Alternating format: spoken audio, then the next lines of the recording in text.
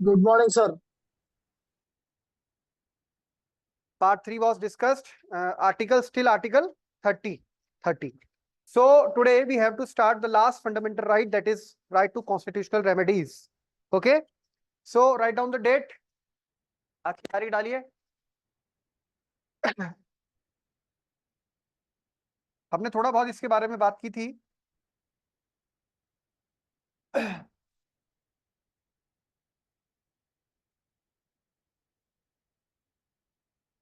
Article 32. And the date is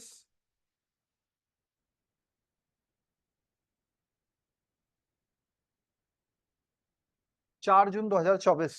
sorry 3 जून 2024. 4 जून कल है, कल रिजल्ट है इलेक्शन का. 3 जून 2024. ठीक है, एक दिन आगे बढ़ गए हम. 3 जून 2024. अच्छा, 3 जून है आज. 3 जून का भी अपना एक बड़ा महत्व है भारत के इतिहास के संदर्भ में. क्या महत्व है, कोई बताएगा? 3 जून. और पॉलिटी पढ़ रहे हैं आप, पॉलिटी में भी आता है उल्लेख. 3 जून क्या हुआ था 3 जून को? 3 जून क्या हुआ था 3 जून को? 3 जून 1947 को कुछ तो हुआ था बड़ा. इस दिन को बोलते हैं 3 जून योजना. इसी को बोलते हैं माउंटबेटन प्लान, या इसी को बोलते हैं पार्टीशन प्लान. भाई 3 जून 1947 को ही भारत के विभाजन को लेकर तत्कालीन वाइसरॉय, भारत के अंतिम, ब्रिटिश भारत के जो अंतिम वाइसरॉय थे, लॉर्ड लुई माउंटबेटन, वो प्लान लेकर आए, जिसमें ये क्लियर हुआ कि भारत का अब, क्योंकि विभाजन जो है, आपको बताया था ना जब हम पॉलिटी पढ़ रहे थे, स्टार्टिंग में हमने बात की थी कि भारत का विभाजन जो है वो ऐसी स्थिति बन गई थी कि वो इनएविटेबल हो गया था, यानी वो होना ही था, उसको रोका नहीं जा सकता था. ऐसी स्थिति में 3 जून की वो योजना थी. आज ही के दिन तत्कालीन वाइसरॉय लॉर्ड माउंटबेटन के द्वारा ये प्लान रखा गया कि जो ब्रिटिश इंडिया है वो डिवाइड होगा, और खासकर बंगाल और पंजाब अपना फ्यूचर डिसाइड करेंगे. बंगाल और पंजाब, यहाँ की जो लेजिस्लेटिव असेंबली है उसके मेंबर्स. तो अब पार्टीशन इनएविटेबल हुआ, बंगाल और पंजाब, क्योंकि आपको पता है यही दो बड़े प्रांत थे जहां पर मुस्लिम जनसंख्या बड़ी मात्रा में थी, बड़ी संख्या में थी. तो यहाँ पर दो प्रांत बटे, बंगाल 2 भागों में टूटा, पश्चिम बंगाल, पूर्वी बंगाल, और पंजाब भी 2 भागों में टूटा, पश्चिमी पंजाब और पूर्वी पंजाब. बंगाल का पश्चिमी भाग भारत में है आज भी, पश्चिम बंगाल राज्य के नाम से. पंजाब का पूर्वी भाग भारत के पास आया, जिसको हमने तत्काल बाद में आपने पढ़ा पॉलिटी में कि उसी से हमने 1966 में हरियाणा राज्य अलग किया, और फिर उसी में से एक पार्ट बना था जो हिमाचल का पहाड़ी क्षेत्र, हिमाचल को दिए गए. 1971 में हिमाचल प्रदेश एक पूर्ण राज्य का दर्जा प्राप्त करता है. तो वो सब हमने पढ़ा है ना पॉलिटी में, स्टार्टिंग के चैप्टर्स में यही तो पढ़ा. तो आपको आज का दिन पता होना चाहिए. 3 जून, और हिस्ट्री भी आप पढ़ रहे हैं, 3 जून 1947 को माउंटबेटन योजना आई थी. इसी योजना के तहत भारत की स्वतंत्रता को लेकर और भारत के बंटवारे को लेकर आगे की कार्रवाई हुई. इसी दिन, आज ही के दिन, ये बात बोली गई कि जो इंडिया है वो आजाद होगा, डिवाइड भी होगा, और उसको डोमिनियन स्टेटस मिलेगा. डोमिनियन मतलब अधिराज्य का दर्जा मिलेगा भारत को और पाकिस्तान को. और जब भारत का बंटवारा होगा, इसके लिए एक कमीशन बनेगा, जिसको बोलते हैं हम, कौन सा कमीशन? रेडक्लिफ. सिरिल रेडक्लिफ के नेतृत्व में एक बाउंड्री कमीशन बनेगा. बाउंड्री कमीशन का मतलब होता है सीमा आयोग. और आपको पता है भारत और पाकिस्तान के बीच में जो सीमा है, उस सीमा का निर्धारण करने के लिए कमीशन बना. किसके नेतृत्व में? Cyril Radcliffe. इसीलिए आप भारत पाकिस्तान की लाइन को रेडक्लिफ लाइन भी बोलते हैं ना, रेडक्लिफ लाइन.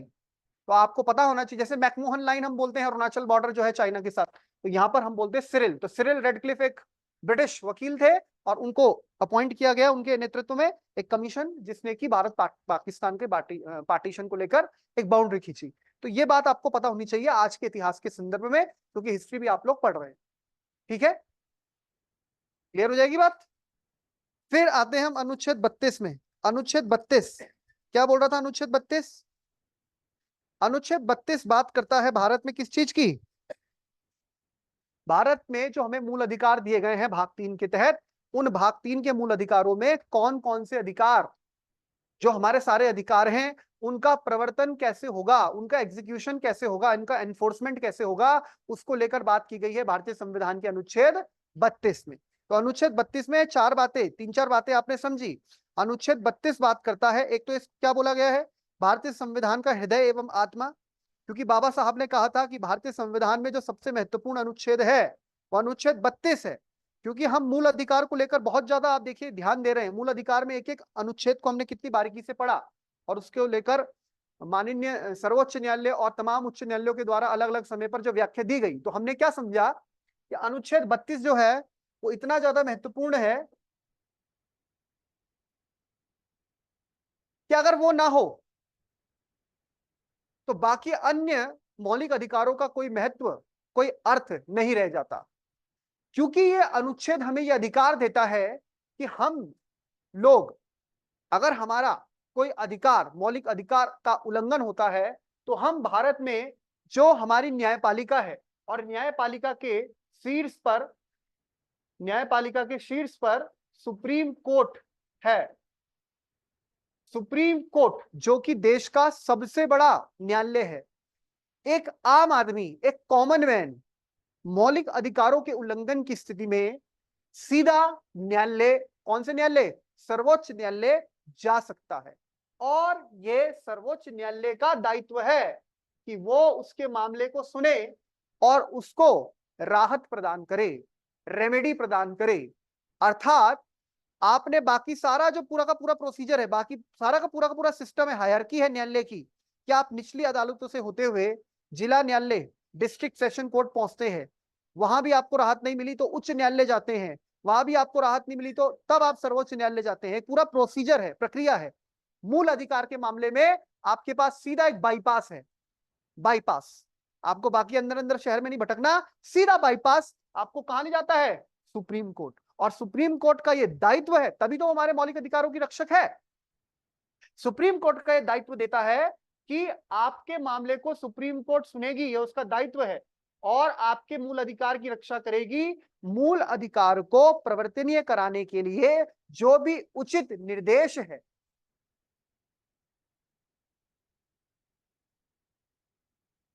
आदेश है या रिट है, उसे माननीय न्यायालय जारी करेगी। जो भी उचित निर्देश, आदेश और रिट है, उसको माननीय न्यायालय क्या करेगा? जारी करेगा। हमने ये भी जाना था इस अनुच्छेद में कि भाई हमारे यहां पर रिट जारी करने का अधिकार अनुच्छेद 32 के तहत सर्वोच्च न्यायालय को है, जो कि खुद में एक मूल अधिकार है। ये अपने आप में क्या है? मूल अधिकार। लेकिन हमें ध्यान रखना है, सुप्रीम कोर्ट जो रिट जारी करेगा वो केवल और केवल किस आधार पर करेगा? मूल अधिकार के उल्लंघन होने की स्थिति पर। केवल मूल अधिकार से बाहर आपका अगर कोई अधिकार उल्लंघित होता है, ऐसी स्थिति में सर्वोच्च न्यायालय के पास ये अधिकार नहीं है। दूसरी बात, हमने ये भी जाना कि रिट जारी करने का अधिकार 226 में हाई कोर्ट को भी, हाई कोर्ट को भी है। और हाई कोर्ट किन मामलों में रिट जारी कर सकता है? मूल अधिकार के विषय पर, जिसमें सर्वोच्च न्यायालय तो कर ही सकता है, प्लस अन्य विषय पर, अन्य मामलों पर भी आपका अगर अधिकार उल्लंघन हो रहा है तो ऐसी स्थिति में हाईकोर्ट रिट जारी कर सकता है। तो यहां पर हम एक चीज स्पष्ट रूप से देख सकते हैं कि सुप्रीम कोर्ट रिट जारी कर सकता है, हाई कोर्ट भी रिट जारी कर सकता है, लेकिन जो सुप्रीम कोर्ट रिट जारी करेगा वो केवल और केवल मूल अधिकार से संबंधित मामले पर ही करेगा। हाई कोर्ट जो रिट जारी कर सकता है वो मूल अधिकार प्लस अन्य मामलों में भी जारी कर सकता है। इसका मतलब रिट जारी करने के मामले में ज्यादा शक्ति सुप्रीम कोर्ट के पास है या हाई कोर्ट के पास है? हाई कोर्ट का, इसका दायरा ज्यादा है। हाई कोर्ट का दायरा बढ़ गया, सुप्रीम कोर्ट का दायरा सीमित है कि वो भाग 3 के अंतर्गत ही रिट जारी कर सकता है। हाई कोर्ट का दायरा ज्यादा है कि वो भाग 3 के अलावा भी मामलों पर रिट जारी कर सकता है। दूसरी बात, सुप्रीम कोर्ट जो रिट जारी करेगा वो इस दायरे में ज्यादा बलवान है कि वो पूरे भारत में कहीं पर भी ऐसा विषय आ जाए, क्योंकि सुप्रीम कोर्ट की अधिकारिता पूरा भारत का राज्य क्षेत्र है, वो रिट जारी कर सकता है। लेकिन हाई कोर्ट जो जारी करेगा वो अपने न्यायिक क्षेत्राधिकार यानी अपने ज्यूरिसडिक्शन, जैसे उत्तराखंड हाई कोर्ट का ज्यूरिसडिक्शन उत्तराखंड तक है, इलाहाबाद हाई कोर्ट का ज्यूरिसडिक्शन यूपी तक है, लेकिन सुप्रीम कोर्ट का तो पूरा भारत है। तो फिर इस मामले में सुप्रीम कोर्ट,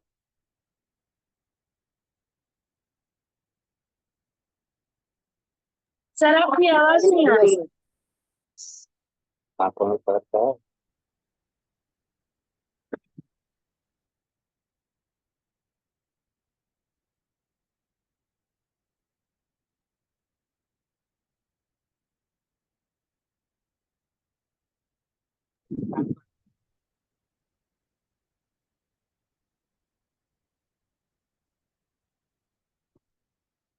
तो हाई कोर्ट का, आगे आवाज आ गई? यस सर आ गई। ठीक है, तो मैं ये बोल रहा हूं कि सुप्रीम कोर्ट जो है वो पूरे भारत में कोई भी विषय को लेकर, कोई भी विषय मतलब मूल अधिकार से संबंधित कोई भी विषय को लेकर रिट जारी कर सकता है, वो पूरे भारत के किसी भी क्षेत्र से। हाई कोर्ट का अपना क्या है? क्षेत्राधिकार। हमने ये भी देखा कि सुप्रीम कोर्ट और हाई कोर्ट के अलावा, अच्छा तीसरा अंतर क्या है, पहले एक बात ये भी देख लें। तीसरा अंतर क्या है?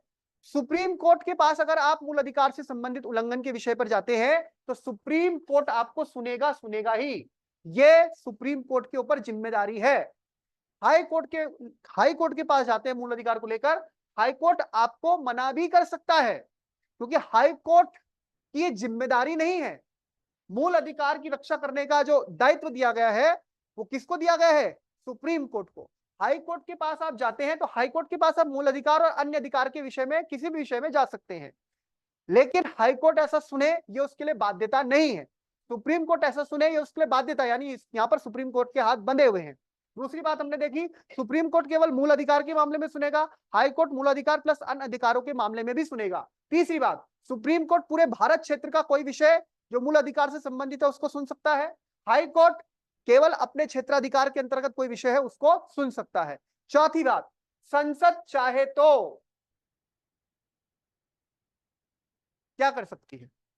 अभी केवल रिट जारी करने का अधिकार किसके पास है? सुप्रीम कोर्ट के पास जो फिलहाल है, और हाई कोर्ट्स के पास। अनुच्छेद 32 और 226 पर ज्ञात रहे, अनुच्छेद 226 हाई कोर्ट की बाध्यता नहीं है। क्यों? क्योंकि 226 भाग 3 की परिधि में नहीं आता, अनुच्छेद 32 भाग 3 की परिधि में आता है। भाग 3 की परिधि क्या है? भाग 3 की परिधि है 12 से 35, और 12 से 35 के बीच में ही 32 आता है, इतना तो सबको पता है। तो यहां पर इनकी ये सीमा है। फिर अगली बात क्या है? संसद चाहे तो किरण क्या कर सकती है? सुप्रीम कोर्ट के अलावा, और हाई कोर्ट के पास भी रिट है, सुप्रीम कोर्ट और हाई कोर्ट के अलावा किसी अन्य न्यायालय को इनके अधिकारों में कोई प्रतिकूल प्रभाव किए बगैर, मतलब इनके अधिकारों को कम ना किए बगैर, संसद चाहे तो सुप्रीम कोर्ट और हाई कोर्ट के अलावा किसी अन्य न्यायालय को रिट जारी करने का अधिकार प्रदान कर सकती है। विधि बनाएगी संसद उसको लेकर। यह बात भी यहां पर क्या है? स्पष्ट रूप से कर दी गई है। संसद चाहे तो सुप्रीम कोर्ट की जो शक्ति है उसको मूल अधिकार से बढ़ाकर अन्य अधिकार भी कर सकती है। हाई कोर्ट के पास तो ऑलरेडी है, लेकिन ये सब करने का अधिकार किसके पास है? ऑप्शन में राष्ट्रपति रहे चाहे सुप्रीम कोर्ट रहे, सुप्रीम कोर्ट चाहे तो जिला न्यायालय को रिट का अधिकार नहीं दे सकती। ये अधिकार केवल कौन दे सकता है? संसद दे सकती है, ये ध्यान रहे। तो सुप्रीम कोर्ट, हाई कोर्ट के पास ऑलरेडी रिट जारी करने का अधिकार है। अब जो रिट बताई गई है, चाहे आप 226 पढ़ लो, चाहे तो आप क्या पढ़ लो, 32 पढ़ लो। रिट जो है, रिट इसको इंग्लिश में लिखते हैं WRIT, रिट। ये रिट जो है 5 प्रकार की रिट बताई गई है संविधान। कितने प्रकार की? 5 प्रकार की। 5 प्रकार की रिट में आपको अंग्रेजी और हिंदी दोनों नाम याद रहे इनका। पहली है बंदी प्रत्यक्षीकरण। है किसी में से आपको याद सारी? अंग्रेजी और हिंदी दोनों में याद है किसी को? कोई है ऐसा? आयुष याद है? पिछले बार हमने पढ़ी थी, आपको याद है सारी? बंदी प्रत्यक्षीकरण इसे बोलते हैं हैबियस हाबियस कॉर्पस। कॉर्पस, ये ध्यान आपको रहे। दूसरी है मैंडेमस यानी परमादेश।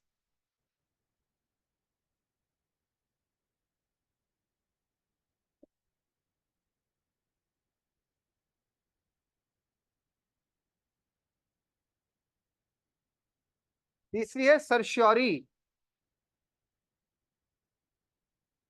तो पहले हिंदी में लिखना है ना। उत्प्रेषण।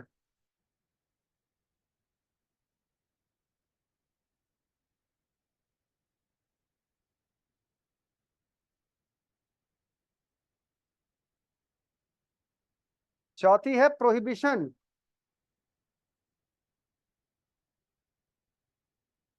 प्रतिषेध।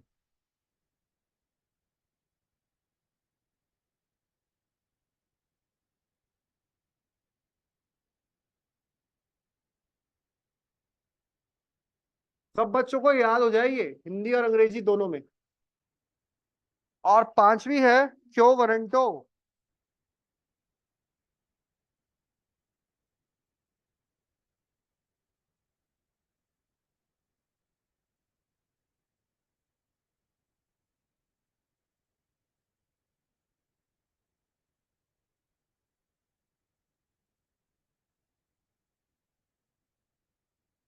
अच्छा, ये नाम जो है थोड़े से ये लैटिन में है ना, तो ये थोड़े से आपको अलग से शब्द लग रहे हैं, पर याद आपको रखना है। Habeas corpus, mandamus, certiorari, prohibition, quo warranto, ये 5 प्रकार की रिट भारतीय संविधान में आपको देखने को मिलेगी।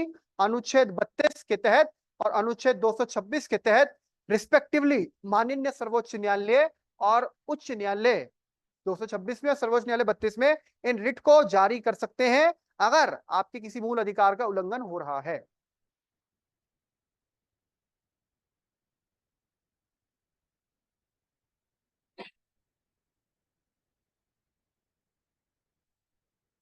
हाँ, सुप्रीम कोर्ट, हाई कोर्ट दोनों।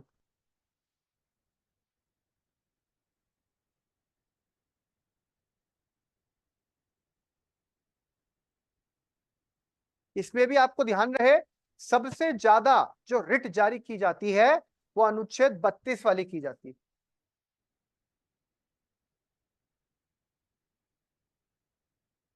एसडीएम जबलपुर बनाम शिवकांत शुक्ला मामले में माननीय सर्वोच्च न्यायालय ने बोला है कि बंदी प्रत्यक्ष वाली जो रिट है ये अनुच्छेद 359 के तहत भी, याद कीजिए आर्टिकल 359 क्या बोलता है? मूल अधिकारों का सस्पेंशन, निलंबन। हम सभी लोग जानते हैं कि जब आपातकाल लगता है, अनुच्छेद 352 में राष्ट्रीय आपातकाल है, जब आपातकाल लगता है तो आपातकाल के दौरान मूल अधिकार सस्पेंड किए जा सकते हैं, और उनको सस्पेंड करने के लिए जो अनुच्छेद इस्तेमाल होता है, राष्ट्रपति जो आदेश जारी करते हैं 359 के तहत करते हैं। माननीय सर्वोच्च न्यायालय ने एडीएम जबलपुर बनाम शिवकांत शुक्ला वाद में बोला कि ऐसी स्थिति में भी 359 के तहत बंदी प्रत्यक्षीकरण रिट, इस वाले को आपके अधिकार को क्या नहीं किया जा सकता? निलंबित नहीं किया जा सकता। क्यों? क्योंकि हम जानते हैं कि आपातकाल की स्थिति में भी 44वां संशोधन हम जानते हैं, आपातकाल की स्थिति में भी 2 प्रकार के मूल अधिकार बने रहते हैं, 20 और 21, ये बने रहते हैं। और बंदी प्रत्यक्षीकरण मतलब आपने किसी व्यक्ति को जबरन बंदी बनाया है, तो बंदी बनाना सीधा सीधा उल्लंघन है अनुच्छेद 21 का, क्योंकि अनुच्छेद 21 बोलता है प्राण एवं दैहिक स्वतंत्रता का अधिकार। तो दैहिक स्वतंत्रता तो वंचित हो ही गई, दैहिक स्वतंत्रता तो छीनी गई अगर आपको बंदी बना लिया गया है। तो क्योंकि बंदी प्रत्यक्षीकरण सीधा सीधा जुड़ती है अनुच्छेद 21 से, जब अनुच्छेद 21 का उल्लंघन होगा तो ये जारी होगी।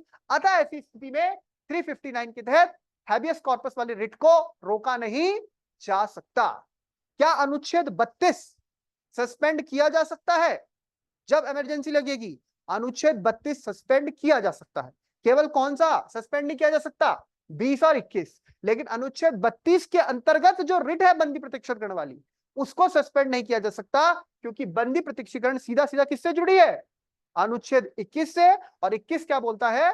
No person shall be deprived of his life and personal liberty except the procedure established by. चलिए लिख दिया आपने, साइड में लिख दीजिए उसको स्टार पॉइंट बना के।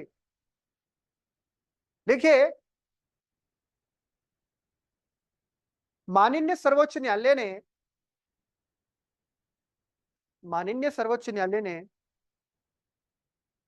एडीएम जबलपुर बनाम शिवकांत शुक्ला वाद में, एडीएम जबलपुर बनाम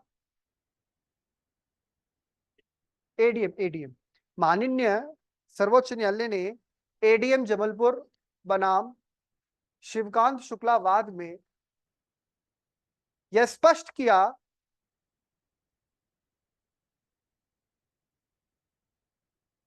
एडीएम जबलपुर जगह है ना, जबलपुर बनाम शिवकांत शुक्ला वाद में यह स्पष्ट किया कि अनुच्छेद 32 के तहत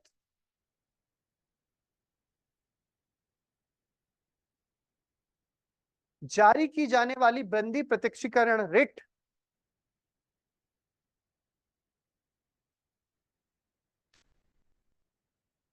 सर एक बार शुरू से रिपीट कर देंगे सर प्लीज। माननीय सर्वोच्च न्यायालय ने एडीएम जबलपुर बनाम शिवकांत शुक्ला वाद में, वाद मतलब केस में, वाद में यह स्पष्ट किया कि अनुच्छेद 32 के तहत, यह स्पष्ट किया कि अनुच्छेद 32 के तहत जारी की जाने वाली बंदी प्रत्यक्षीकरण रिट, बंदी प्रत्यक्षीकरण रिट अनुच्छेद रिट के बाद कॉमा, अनुच्छेद बंदी प्रत्यक्षीकरण रिट के बाद कॉमा, अल्प विराम, कॉमा, रिट अनुच्छेद 359 के तहत, रिट अनुच्छेद 359 के तहत निलंबित नहीं की जा सकती।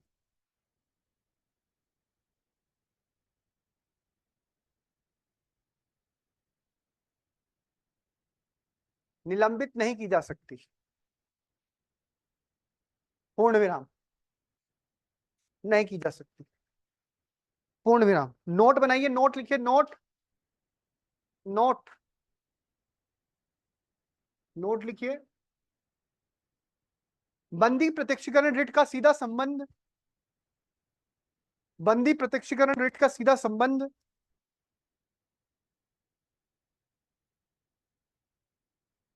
अनुच्छेद 21 से है, अनुच्छेद 21 से है, जो कि प्राण और दैहिक स्वतंत्रता से संबंधित है।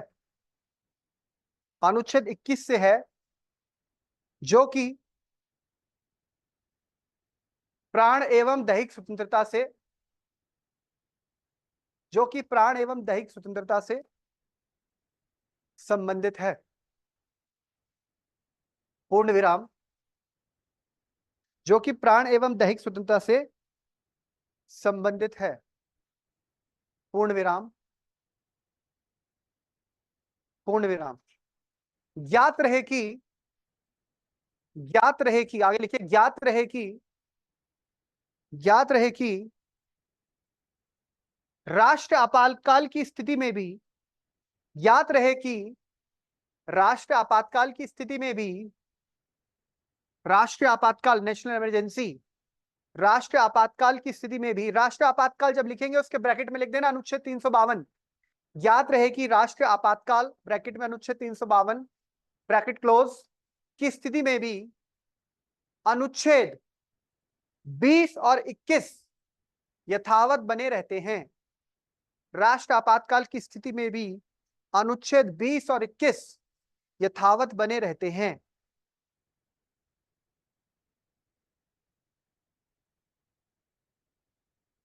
ठीक है, 20 और 21 बने रहते हैं, बाकी सब सस्पेंड हो जाते हैं। सस्पेंड 32 भी हो जाता है, लेकिन 32 का हैबियस कॉर्पस सस्पेंड नहीं होता। यहां तक की बात सबको क्लियर आ गई? सबको यहां तक क्लियर हो गया? तो हम लोग बात कर रहे हैं किसकी? हमने ये पूरा देखो, क्रक्स मैंने आपको पूरा बता दिया अनुच्छेद 32 में क्या है, और अब ये 5 प्रकार के रिट है। अब ये रिट क्या है? तो रिट है आदेश, एक फाइनल ऑर्डर होता है रिट। रिट क्या होता है? ऑर्डर। 3 शब्द है यहां पर, आदेश, आदेश देखा आपने, निर्देश और रिट। तो रिट भी एक प्रकार का ऑर्डर है, फाइनल ऑर्डर, जिसका एग्जीक्यूशन जरूरी है। अगर उसका एग्जीक्यूशन नहीं होता तो आप समझिए ये सीधा सीधा क्या होगा? संविधान का भी उल्लंघन है। माननीय सर्वोच्च न्यायालय का जो आदेश है आप उसी का पालन नहीं कर रहे हैं, तो फिर कैसी कानून व्यवस्था, कैसा संविधान? तो इस चीज को जारी करना, इस चीज को इंप्लीमेंट करवाना, that is the duty of administration. और अगर एडमिनिस्ट्रेशन ही कहीं पर गड़बड़ कर रहा है तो भी ये क्या हो सकता है? इशू किया जाएगा। अब पहला है बंदी प्रत्यक्षीकरण। सीधा सीधा पहले इनका क्रक्स समझ लीजिए, फिर लिखेंगे हम इनको। ये नाम से ही पता लग रहा है, बंदी मतलब कैद किया है, जिसको बंदी बनाया है। प्रत्यक्षीकरण मतलब उसको प्रत्यक्ष रूप में लाओ, सामने प्रस्तुत करो। बंदी को प्रत्यक्ष, उसका प्रत्यक्षीकरण करो, यानी उसको हमारे सामने प्रस्तुत करो।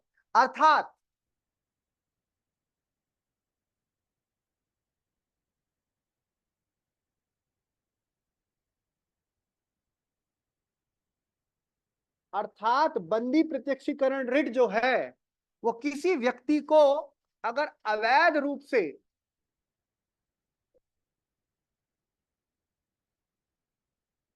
बंदी बनाया गया है,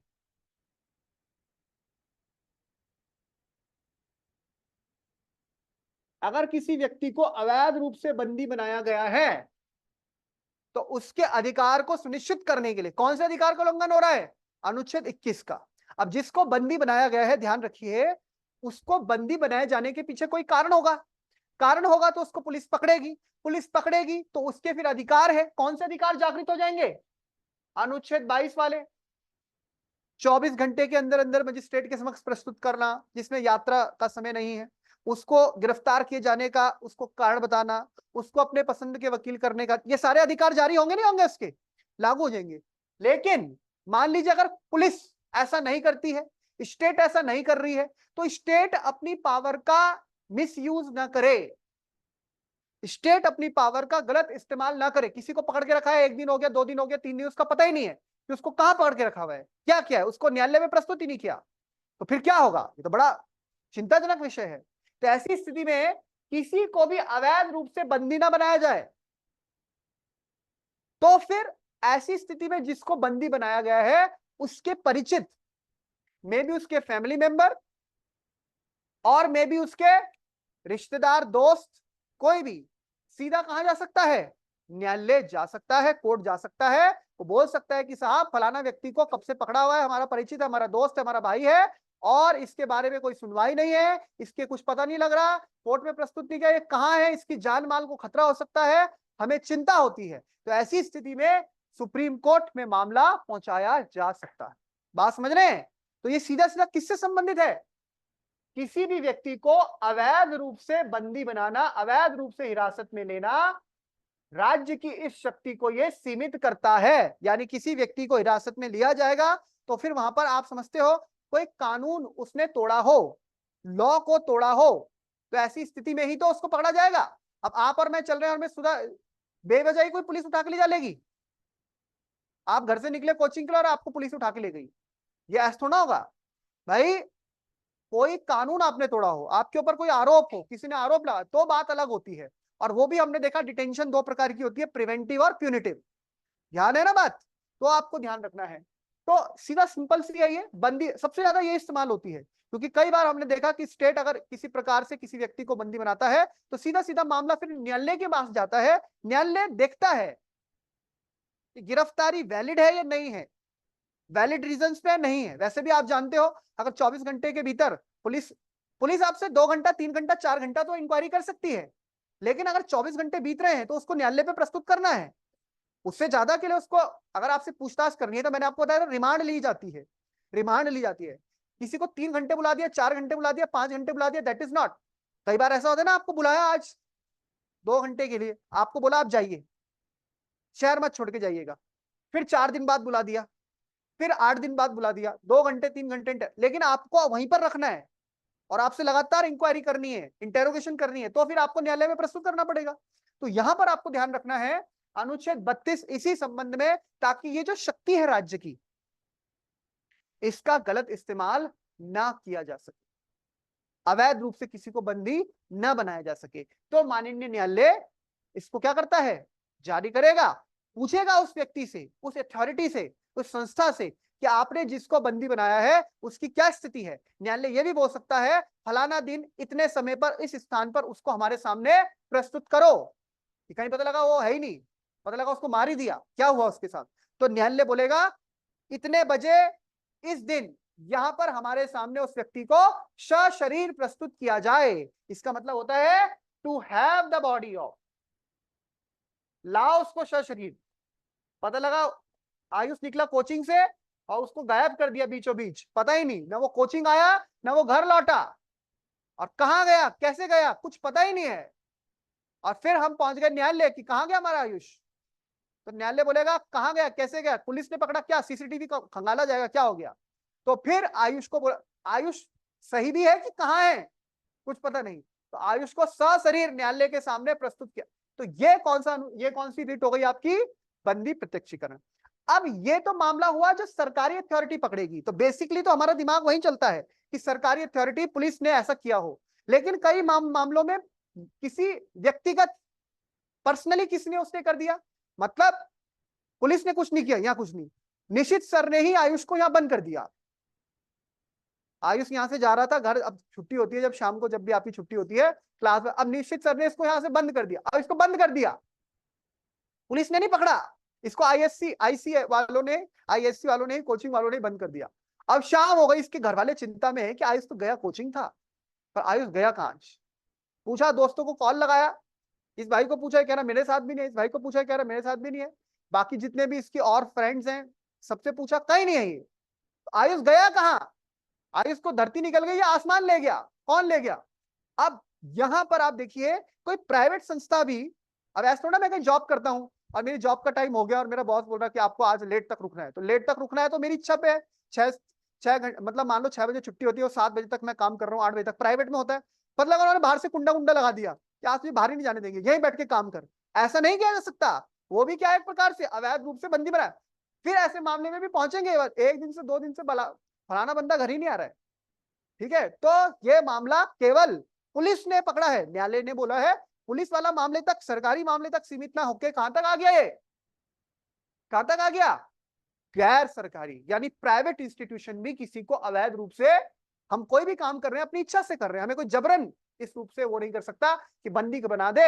जैसे बंधुआ मजदूरी भी हमने पढ़ी थी, तो बंधुआ भी तो एक प्रकार का बंदी बनाना हुआ, हमने आपको बांध दिया, हाथ पैर बांध दिए, नहीं किया जा सकता, सरासर आपके अनुच्छेद 21 का क्या है किरण, उल्लंघन। याद रहेगी बात किरण, याद रहेगी, लेकिन हर उसके क्या होते हैं, कुछ एक्सेप्शन भी होते हैं, इसके भी कुछ एक्सेप्शन होंगे जिनको हम आगे देखेंगे। दूसरे की हिंट देते हैं आपको, परमादेश, परमादेश का मतलब क्या होता है, परमेश्वर का आदेश, ऐसा कुछ, आप बताइए मैडम, नहीं पता, आप हमें कैसे आदेश देंगे, अच्छा ठीक है ठीक है ठीक है, चलिए ठीक है, हाँ समझ गया, मैं मजाक कर रहा हूं। परमादेश का मतलब होता है we command, we order, we give direction, हम आपको आदेश देते हैं, पर कौन किसको आदेश दे रहा है बताइए। हाँ, कोई भी पब्लिक अथॉरिटी है, भाई पब्लिक अथॉरिटी का मतलब क्या है, आपका काम करना, आपके लिए काम करना, आप भी कल सरकारी सेवक बनेंगे, आप समाज कल्याण विभाग में है ना, आपके पास कोई आता है कि भाई हमारी विधवा पेंशन है, हमारी जो है विकलांग पेंशन है, हमारी फलाना पेंशन है, उसके कागजों पे साइन करो, हमारा SC सर्टिफिकेट बनाओ, ST सर्टिफिकेट बनाओ। आप सुनिए नहीं, आप कह रहे हो क्या मतलब, बस कुर्सी मिल गई, घूम रहे हैं उस कुर्सी में, ऐसा थोड़ा चलेगा। आप किस चीज की सरकारी तनख्वाह, क्या सरकारी तनख्वाह जिसको मिलती है वो आम आदमी के टैक्स से मिलती है, हमारे पैसों से मिलती है सरकारी तनख्वाह। हर व्यक्ति टैक्स दे रहा है। अब ये नहीं होता टैक्स का मतलब कि इनकम टैक्स ही दे रहे हैं, साहब हमारी तो सैलरी इतनी कम है, हमने इनकम टैक्स कभी दिया ही नहीं। टैक्स तो हम हर मामले, हम बिजली का बिल दे रहे हैं तो उसमें टैक्स दे रहे हैं, हम ये मार्कर खरीद रहे हैं तो टैक्स दे रहे हैं, हम पानी की बोतल खरीद रहे हैं तो टैक्स दे रहे हैं, बिस्किट खरीद रहे हैं, माजा खरीद रहे हैं, फ्रूटी खरीद रहे हैं तो टैक्स दे रहे हैं, हर चीज में टैक्स दे रहे हैं, सिर से लेके पैर तक टैक्स ही टैक्स दे रहे हैं। और हमारे उस टैक्स पेयर के मनी से ही जो गवर्नमेंट एम्प्लॉय हैं उनको सैलरी मिलती है। अब आयुष को सैलरी मिल रही है, आयुष समाज कल्याण विभाग में अधिकारी है, इसका एक हस्ताक्षर जरूरी है, बिना इसके हस्ताक्षर के वो सर्टिफिकेट इशू नहीं होगा, कर ही नहीं रहा इशू। इस वजह से किसी व्यक्ति के अधिकार का उल्लंघन हो रहा है। पता लगा हुआ उस व्यक्ति ने पेपर दिया, क्वालिफाई हुआ, उसको वहां पे सर्टिफिकेट लगाना था, SC सर्टिफिकेट, उससे उसको फीस भी कम पड़ती और उसको मेरिट में भी कम मार्क्स में उसका सिलेक्शन होता, सर्टिफिकेट ही नहीं जारी कर रहा, उसकी तो नौकरी निकल गई, वैकेंसी आई ना, वो फॉर्म भर पाया ना, उसका सिलेक्शन हो पाया, उसका तो अधिकार ही गया। किसकी लापरवाही से? आयुष की लापरवाही से। तो परमादेश का मतलब होता है आयुष हम आपको आदेश देते, why are you not performing your duty?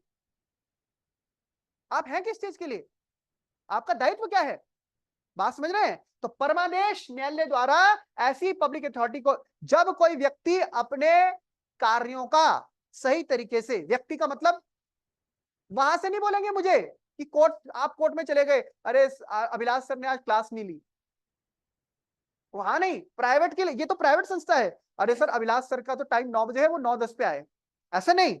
किसके लिए होगा ये? गवर्नमेंट, सरकारी सेवक। तो वहां पर क्या है कि परमादेश रिट जारी की जाएगी कि जब कोई व्यक्ति अपने दायित्वों का, जो सरकारी दायित्व हैं, जो उसको जिम्मेदारी है, उसका श्रद्धा पूर्वक पालन नहीं कर रहा है और उसके ऐसे आचरण से किसी दूसरे व्यक्ति का अधिकार, मूल अधिकार वो वंचित हो रहा है, ऐसी स्थिति में माननीय न्यायालय क्या करेगा? रिट जारी करेगा फलाना संस्था को या फलाना व्यक्ति को, आप अपने दायित्व का पालन कीजिए। आप अपने दायित्व का पालन क्यों नहीं कर रहे हैं? नगर निगम कूड़ा ही नहीं उठा रहा है, नगर निगम कई दिनों से बैठा पड़ा है, तो फिर मामले जाते हैं कोर्ट में, कहीं किसी व्यक्ति, कई बार आपने कहा डॉक्टर वगैरह बैठ जाते हैं उसमें।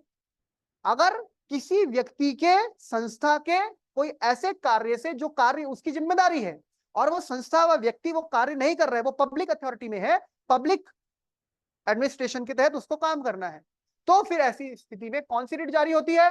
परमादेश। इसका मतलब होता है we command, we order, we issue, so you have to perform your duty in order to make the other person to this sense that his fundamental right is fulfilled, उसके फंडामेंटल राइट का violation नहीं हो रहा है। ठीक। तीसरा क्या होता है? ये तो भाई बहन है सर, मतलब ये एक ही चीज के दो पहलू हैं, सर्शियोरी और प्रोहिबिशन। क्या है सर्शियोरी प्रोहिबिशन?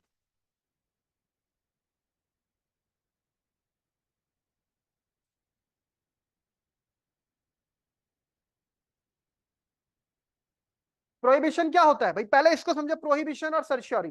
देखो, एक तो हो गया, एक आदमी है एक्स, अब आयुष का नाम नहीं लेंगे ना बेटे, अब वो भी हम समझते हैं कि कहां पे उसका नाम लेना है। एक्स कोई आदमी है, ठीक, टेस्ट वेस्ट कराता है, अपना ब्लड टेस्ट कराता है, कहता है कुछ दिनों से मुझे कमजोरी महसूस हो रही है, बोलते वक्त मेरे हाथ पैर कांप रहे हैं, मुझे चक्कर से आ रहे हैं अत्यधिक धूप से। अब वो एक्स व्यक्ति है, ठीक। अब उसने अपना जब ब्लड टेस्ट कराया तो उसकी रिपोर्ट जो आई उसमें लिखा गया भाई आप प्री डायबिटिक हैं, लापरवाही ना बरतें, आपको डायबिटीज होने की संभावना है, अगर आप इसी लाइफस्टाइल को रहोगे, चालू रखोगे तो आपको डायबिटीज हो जाएगा। डायबिटीज हुआ नहीं है, प्री डायबिटिक, ठीक। अब प्री डायबिटिक है तो इसका मतलब क्या है? उसको काम करना पड़ेगा क्या? प्रिवेंशन, यानी कि मीठे से, चीनी से, जो कि सफेद जहर है, उससे अपने आप को क्या करना है? सल्फर होता है ना उसमें, अपनी दूरी बना के रखनी है। ये नहीं कि गर्मी हो रही है, उसका बहुत गर्म लग रहा है, वो सीधा सीधा कोल्ड ड्रिंक गटका रहा है, वो सारा चीनी का पानी है, सेहत बिगड़ेगी उसके और मूर्छित हो जाएगा वो। समझ रहे हैं बात को? तो कहने का मतलब है वहां पर उस व्यक्ति को क्या करना है? प्रिवेंशन। प्रिवेंशन होता है बचाव, बचाव। तो एक स्थिति होती है कि आप किसी समस्या से, किसी बीमारी से या किसी भी मामले से ग्रसित होने से पहले वाली स्टेज, यानी आपको पता है ये स्थिति हो सकती है, तो ऐसी स्थिति ना हो तो उसके लिए क्या करूं मैं? बचाव करूं। हमें पता है सर्दी है, सर्दियों में हमें ठंडी चीज नहीं खानी। अब आइसक्रीम खा रहे हैं, सर्दियों में कोल्ड ड्रिंक पी रहे हैं, तो हमें पता है उससे हमारा गला बैठ जाएगा, नहीं करना ऐसा। हमें पता है बहुत तेज गर्मी है, तो भी हमें तुरंत एसी से बाहर निकल के धूप में नहीं जाना, हमने बीमार पड़ना है। तो एक चीज होती है बचाव करना, अभी कुछ हुआ नहीं है, हो सकता है अगर आप लापरवाही करेंगे, तो वहां से बचने के लिए क्या होता है बच्चे? प्रिवेंशन। क्या होता है? प्रिवेंशन। एक व्यक्ति है वाई, उसने अपना ब्लड टेस्ट कराया, उसको भी यही सिम्टम आ रहे थे, बार बार टॉयलेट आ रही थी, उसको कमजोरी महसूस हो रही थी, ब्लड टेस्ट कराया, शुगर निकल गया, डायबिटिक है वो। अब वो क्या करेगा? अब वो प्रिवेंशन भी करेगा और क्या करेगा? क्योर भी करेगा। बचाव भी करेगा और क्यों। अब प्रिवेंशन और क्योर क्या हुआ? प्रिवेंशन मतलब अब उसको बीमारी है, तो अब ये थोड़ा बोलेगा अब मुझे बीमारी हो ही गई है तो अब तो मैं खूब गुलाब जामुन खाऊंगा। पहले वाला क्या था? उसको तो बीमारी नहीं हुई थी, उसको होने की संभावना थी, तो उसने अपने गुलाब जामुन और रसगुल्ले और जो जो चीजें मीठी खाता है, जलेबी वाले, कम करी। अब ये बोल रहा है मुझे हो गई, ओहो मुझे हो गई, कैसे हो गई, अब खाऊंगा मैं खूब। तो मूर्ख है वो, तो और जल्दी मर जाएगा। तो क्या है यहां पर? तो वो प्रिवेंशन तो करेगा करेगा जो वो भी कर रहा है, लेकिन अब ये क्या करेगा?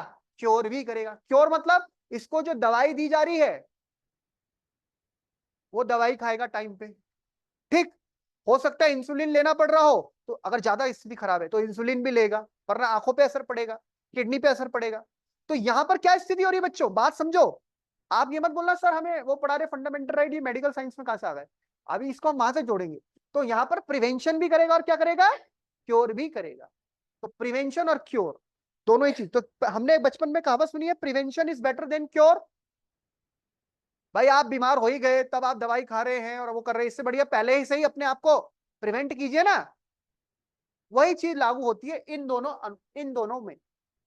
सर्श्योरी प्रोहिबिशन को समझो प्रिवेंशन, सर्श्योरी को समझो क्योर।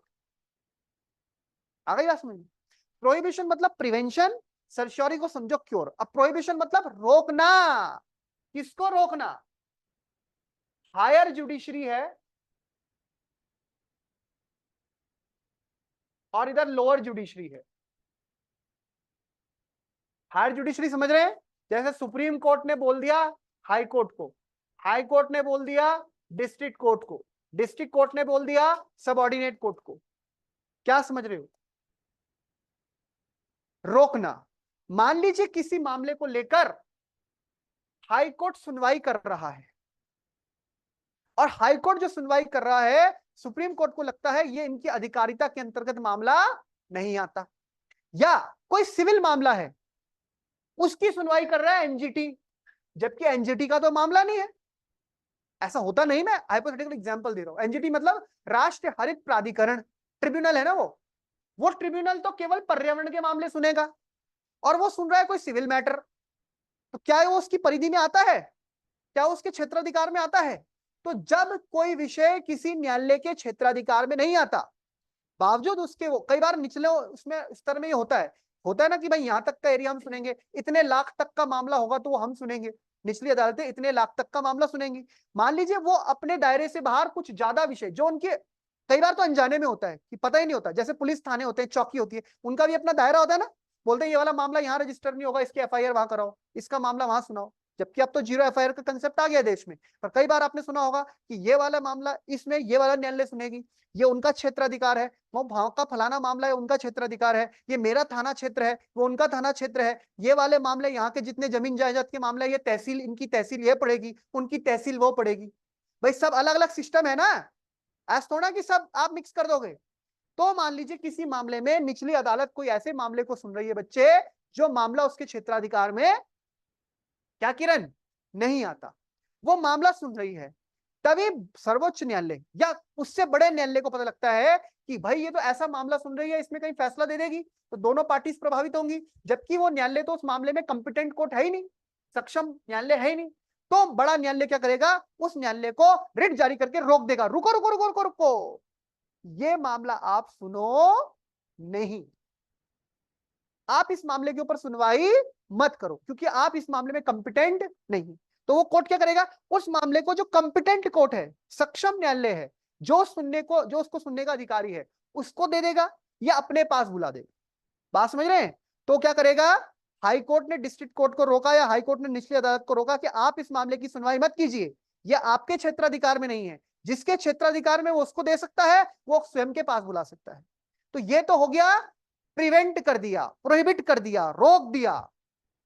पर ऐसा भी तो हो सकता है, निचले अदालत ने मामला सुना, वो सुनती चली गई, सुनती चली गई, सुनती चली गई, उसने फैसला भी दे दिया, बाद में पता लगा ये न्यायालय तो इसको सुनने में सक्षम ही नहीं थी, ये तो इसका क्षेत्राधिकार ही नहीं था, जबकि डिक्री भी आ गई, ऑर्डर भी आ गया, फैसला आ गया। अब क्या करें भाई, ए और बी पार्टी थी, ए और बी पार्टी को मामला चल रहा था, कोई कोर्ट है एक्स, उस एक्स कोर्ट में मामला चल रहा था। बाद में बी को पता लगा एक्स कोर्ट तो इसको सुनने के लिए क्या नहीं है, कंपिटेंट नहीं है। ये और इसकी तरफ से कोई पहुंच गया बड़ी कोर्ट में, वाई कोर्ट में, और बोला कि भाई ये एक्स कोर्ट सुन रही है, तो फिर वाई कोर्ट एक्स को रोक देगी कि आप मत सुनिए, ये मामला जेड कोर्ट में भेज दीजिए या उसके पास ही ले आएगी। लेकिन क्या हुआ कि ए और बी के बीच में मामला चल रहा था और वो मामला एक्स कोर्ट सुनती जा रही है, जबकि एक्स कोर्ट तो उसको सुनने में कंपिटेंट नहीं थी।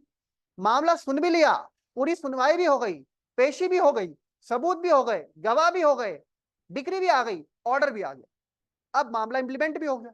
तब जाके पता लगा कि भगवान, ये मामला जहां चला वो तो न्यायालय उसको सुनने में सक्षम ही, तो फिर क्या होगा, तो फिर मामला जाएगा बड़े न्यायालय में। अब इसमें तो कुछ हो नहीं सकता ना, रोका तो तब जा सकता है जब मामला चल रहा था।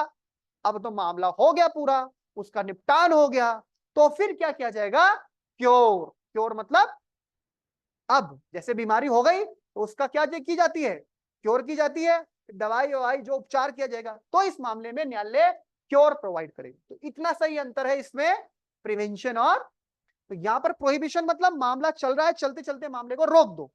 यहां पर मामला सुन लिया गया है, अब कुछ किया नहीं तो उसको सर्टिफाई करो, या फिर उस मामले को बड़ी न्यायालय क्या कर देगी, क्वैश। क्वैश मतलब जो आदेश दिया इस अदालत ने, हम इसको क्या करते हैं, रद्द करते हैं, निरस्त करते हैं, मामला सही तरीके से दोबारा नई तरीके से सुना जाएगा, क्योंकि वो उसको सुनने के लिए कॉम्पिटेंट नहीं। तो क्वैश भी कर सकती है। आ गई बात समझ में? तो ये चारों समझ में। लास्ट वाला क्या है, अधिकार। By what right, what's your authority, क्या अधिकार है तुम्हारा, कौन हो तुम, कहां से आए, ये कौन बोलेगा, न्यायालय। भाई देखो, कोई भी पब्लिक अथॉरिटी है तो वो जिस पद को धारण कर रही है उसके लिए उसकी कुछ योग्यताएं होती है, नहीं होती। ऐसा थोड़ा कि मैं बहुत अच्छी पॉलिटी जानता हूं तो मैं सीधा जाके डीएम बन जाऊंगा, या ऐसा थोड़ा कि मैं बहुत अच्छी ज्योग्राफी जानता हूं तो मैं जो है वाडिया इंस्टीट्यूट में साइंटिस्ट बन जाऊंगा, और कोई बहुत अच्छा बायोलॉजी जानता है, जूलॉजी जानता है, बॉटनी जानता है तो डॉक्टर बन जाएगा, ये जानवरों का डॉक्टर। ऐसा तो नहीं होता। आप चाहे कितना ही जानते हो या ना भी, जो भी है, आपको एक प्रॉपर प्रोसीजर होता है। भाई आपको अगर डीएम बनना है, आईएएस ऑफिसर बनना है, तो आपको प्री की परीक्षा देनी है, सीसेट भी पास करना है, जीएस भी पास करना है, फिर उसके बाद आपको मेंस देना है, रिक्वायर्ड नंबर लाने हैं, एक एक सब्जेक्ट पास करना है, फिर आपको इंटरव्यू देना है, फिर पूरी मेरिट लिस्ट आएगी, ये होगा, एक प्रक्रिया है ना बच्चे, ट्रेनिंग होगी, फिर आपको आपका कैडर अलॉट हो, जो भी है आपका पूरा सिस्टम है कि नहीं है। लेकिन आपको ये समझना है कि ये अधिकार परीक्षा किस विषय पर जारी है। अधिकार परीक्षा का मतलब केवल ये हो गया कि जिस भी पब्लिक अथॉरिटी ने अपना जो ऑफिस होल्ड किया है, उस ऑफिस होल्ड करने को लेकर, यानी उसको जो उसने प्राप्त किया है, क्या उसने उन योग्यताओं का पूरी तरह से पालन किया है, जिन योग्यताओं को, निर्धारित शर्तों को वहां पर रखा गया था। अगर ऐसा कोई वाद आता है, ऐसा कोई मामला आता है कि भाई फलाना व्यक्ति अपने उस अधिकार क्षेत्र से बाहर जाकर काम कर रहा है, ये मामला हो सकता है। दूसरा, वो ऐसे पद को धारण किया हुआ है जिसके लिए वो योग्य नहीं था, ऐसा भी मामला हो सकता है। तो फिर न्यायालय पूछ सकती है कि आपने इस पद को कैसे धारण किया है। जैसे उदाहरण से समझिए, स्कूल में टीचर से लेके आप प्रिंसिपल, हर चीज के लिए कोई भी सरकारी नौकरी जाएंगे तो आप एक प्रोसीजर है, प्रोसीजर। मान लीजिए डीएम है, उसके नीचे एडीएम है, डीएम साहब एक सप्ताह की छुट्टी पे चले गए, तो उस टाइम डीएम साहब ने अपना चार्ज किसको दे दिया, एडीएम। अब ये तो नहीं कि डीएम साहब गए हुए और चार्ज दिया नहीं, या डीएम साहब गए एक दिन के लिए बाहर और एडीएम उनकी कुर्सी में बैठ के घूम रहे हैं, और उनके तरफ से हस्ताक्षर कर रहे हैं। ऐसा तो नहीं हो सकता भाई। एडीएम डीएम की भूमिका में आएगा, लेकिन आएगा तो उसके लिए पूरी प्रक्रिया है कि 1 सप्ताह के लिए डीएम साहब बाहर है, और तो डीएम साहब का दायित्व तब तक के लिए, जैसे प्रधानमंत्री बाहर है तो प्रधानमंत्री की जो जिम्मेदारी है, हो सकता है ना प्रधानमंत्री 1 सप्ताह के लिए बाहर हो, उसी बीच में ऐसे बहुत सारे मामले आते हैं जहां रोज प्रधानमंत्री की आवश्यकता होती है, तो वो अपना चार्ज, बोलते हैं ना अपना चार्ज हम इनको दे रहे हैं फॉर अ टाइम पीरियड। तो डीएम ने अपना चार्ज किसको दे दिया? एडीएम को। अब एडीएम डीएम के रूप में, लेकिन उसके लिए प्रॉपर एक प्रक्रिया है, प्रॉपर एक आदेश जारी होगा कि इतने तारीख से इतनी तारीख से इतने समय से इतने समय तक ये दायित्व इनको दिया जाता है। मान लो एडीएम ने जब डीएम के चार्ज पे रहते हुए कुछ गड़बड़ कर दिया, आज से 5 महीने बाद, 6 महीने बाद, 1 साल बाद पता लगता है कि उन्होंने किसी गलत फाइल पे साइन कर दिए थे, तो फंसेगा कौन? डीएम की एडीएम? तो फिर तभी तो सारी प्रक्रिया होती है लिखित में, निकाला जाएगा भाई इस टाइम किसके ऊपर ये चार्ज था। पहले तो डीएम से इंक्वायरी होगी, डीएम बोलेगा साहब इस टाइम तो मैं यहाँ था ही नहीं, मैं तो इस टाइम पर बाहर था, या ट्रेनिंग में था, या मुझे बाहर भेजा गया था विदेश किसी काम से, तो फिर यहाँ पर ये चार्ज, मेरा चार्ज कौन संभाल रहा था? तो इंक्वायरी उससे। आप बात समझ रहे हैं? तो कहने का मतलब है कोई अपनी मर्जी से किसी का चार्ज लेके बैठ नहीं जाएगा, या अपनी मर्जी से किसी दूसरे व्यक्ति के पद के संबंध में हस्ताक्षर नहीं कर देगा। प्रिंसिपल की अपनी अथॉरिटी होती है, गवर्नमेंट स्कूल का प्रिंसिपल है, गैजेटेड ऑफिसर है, उसकी अपनी अथॉरिटी है, वाइस प्रिंसिपल की अपनी अथॉरिटी है, प्रिंसिपल नहीं है तो वाइस प्रिंसिपल का पोस्ट संभाल रहा है, तो उस टाइम सारे दायित्वों के लिए वो रिस्पॉन्सिबल है। कोई अपनी मर्जी से किरण जाके कल किसी के चेयर पे बैठ जाए और बोले मैं खाद्य आपूर्ति विभाग की हेड हूं, तो ऐसा नहीं हो सकता ना। एक प्रोसीजर है, प्रक्रिया है, आपने तमाम निर्बंध और शर्तों को पूरा किया। ये नहीं कि कल के दिन मैं हूं सीएम और मैं किसी को भी ऐसे डीएम बना दूं, तो कोई चीफ मिनिस्टर भी किसी को ऐसे डीएम नहीं बना सकता ना। डीएम बनने के लिए तो पूरी प्रक्रिया है, उसके लिए पूरा आपको सीनियर पीसीएस होना है या आईएएस अधिकारी होना है, वही एक टाइम बाद इतने इतने प्रक्रियाओं के बाद ही वो बन सकता है। तो ये जो रिट है ये यही बोलती है कि आप जिस पद को धारण किए हैं, बताइए साहब आप किस प्रकार से इसको धारण किए हैं, आपने कैसे, आपका जब पूरा जॉब लगेगा ना बच्चे, तो आपका पूरा रिकॉर्ड बनता है। जैसे आपने 10वीं 12वीं का आपका पूरा रिकॉर्ड, जो 10वीं की आपकी डेट ऑफ बर्थ है वो पूरी जिंदगी चलेगी आपकी। वैसे जब आप सरकारी नौकरी में जाते हो तो इसका मतलब नहीं सरकारी नौकरी आ गया, आपका अपॉइंटमेंट लेटर आ गया और बस आपने नौकरी ज्वाइन कर ली, आपकी सैलरी, आपकी पूरी एक सर्विस बुक बनती है, आपका आचरण नोट होता है, आपने कितना सीनियर, ये सारी चीजें आगे जब आपका प्रमोशन होता है तो फिर वो आपकी बुक देखी जाती है, यहां तक कि आपके रिटायरमेंट तक पूरा एक एक चीज नोट होती है। आपका इस साल कैसा परफॉर्मेंस रहा, इस साल कैसा परफॉर्मेंस रहा। अगर आप कलेक्टर हैं तो आप इस जिले में रहे, आपने यहाँ क्या किया, इस जिले में रहे तो क्या किया, आपके ऊपर कोई भ्रष्टाचार का आरोप तो नहीं लगा, आपके ऊपर कोई यौन पीड़न का आरोप तो नहीं लगा, आपके ऊपर अपने सहकर्मियों के साथ, अपने अधिकारियों के साथ, या अपने से निचले तबके के अधिकारियों के साथ क्या व्यवहार था आपका, हर एक चीज वो आपका क्या होता है, सर्विस बुक में सर रिकॉर्ड होता है। उसी आधार पे फिर आपका भविष्य तय होता है विद इन द सर्विस। ये सारी बातें आपको ध्यान रखनी। आ रही है बात समझ में? चलिए अब लिखना स्टार्ट कीजिए।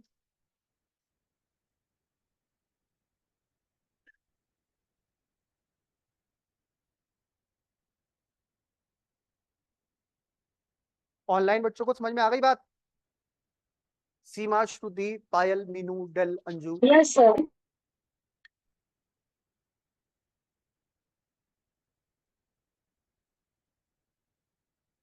किरण क्यों खुश हो रही है आज, क्या बात है किरण?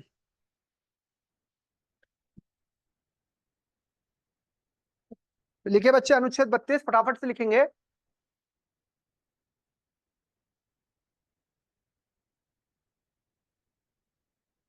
मैंने कुछ लिखाया था अनुच्छेद 32 में पिछली कक्षाओं में? नहीं, लिखिए। मैंने ये भी नहीं लिखाया था कि बाबा साहब ने बोला? अच्छा, कुछ लिखा ही नहीं इसमें ना, लिखो। अनुच्छेद 32 संवैधानिक उपचारों का अधिकार।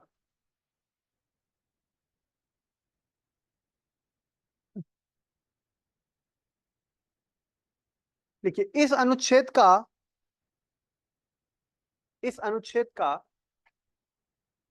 महत्व, इस अनुच्छेद का महत्व, इस अनुच्छेद का महत्व इसलिए है,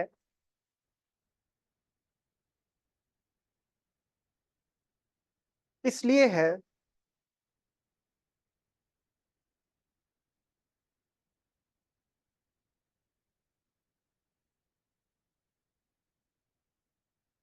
इसलिए है नहीं, इसलिए अधिक है से पहले अधिक लगा दीजिए, इसलिए अधिक है, कॉमा, क्योंकि इसके द्वारा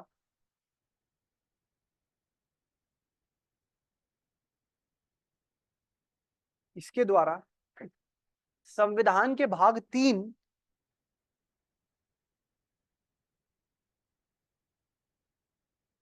इसके द्वारा संविधान के भाग 3 में दिए गए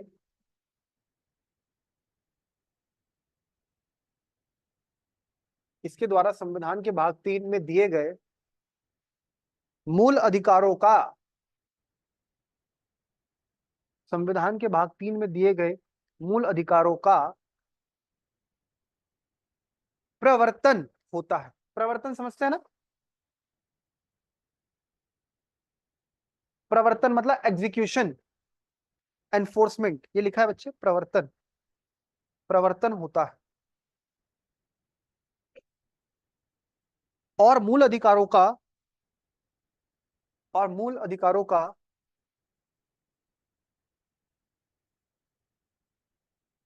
व्यवहारिक प्रयोग,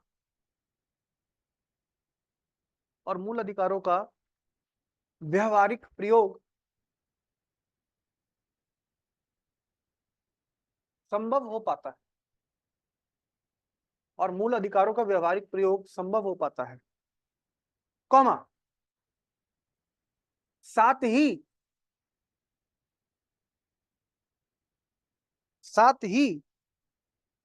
उल्लंघन होने पर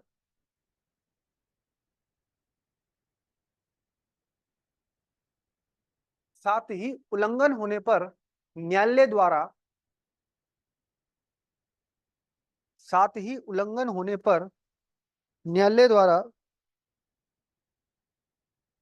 विशेष संरक्षण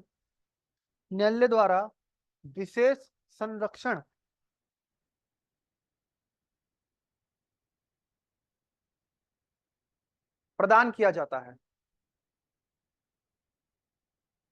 न्यायालय द्वारा विशेष संरक्षण प्रदान किया जाता है।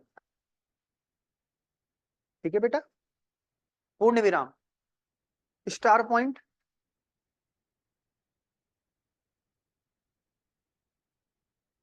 संविधान निर्माता डॉक्टर अंबेडकर के अनुसार संविधान निर्माता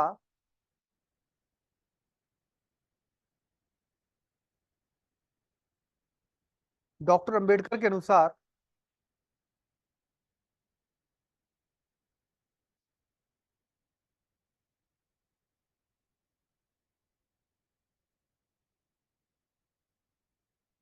संविधान में यदि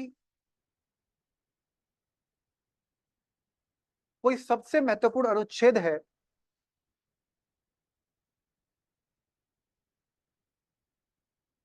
संविधान निर्माता डॉक्टर अंबेडकर के अनुसार संविधान में यदि कोई सबसे महत्वपूर्ण अनुच्छेद है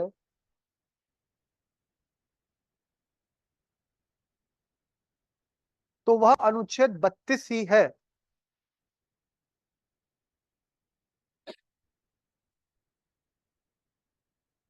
संविधान में यदि कोई सबसे महत्वपूर्ण अनुच्छेद है तो वह अनुच्छेद 32 ही है, क्योंकि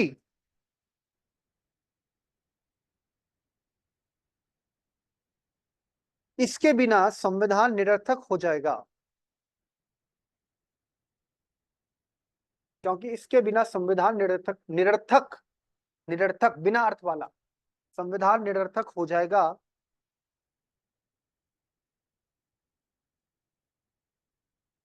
संविधान निरर्थक हो जाएगा, पूर्ण विराम। यह संविधान की आत्मा है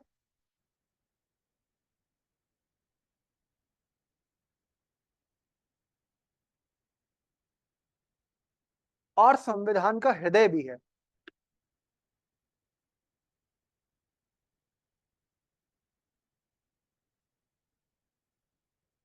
संविधान की दिल और जान है अनुच्छेद 32, ये संविधान की आत्मा है और संविधान का हृदय भी। अब लिखिए, अनुच्छेद 32 के तहत जो 5 प्रकार की रिट बताई गई हैं,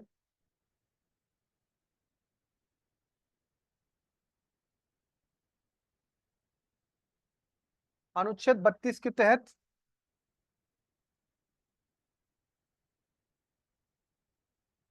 जो 5 प्रकार की रिट बताई गई हैं,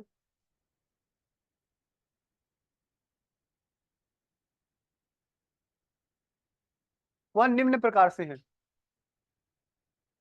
और लिख तो ली होगी आपने, पहले ही लिख ली ना सबने। जिसने नहीं लिखी होगी तो वो ये लिख लेना, क्योंकि अब हम बार बार लिखेंगे नहीं, अब एक एक करके इनके बारे में पॉइंट लिखेंगे। पहले रिट लिखिए बंदी प्रत्यक्षीकरण।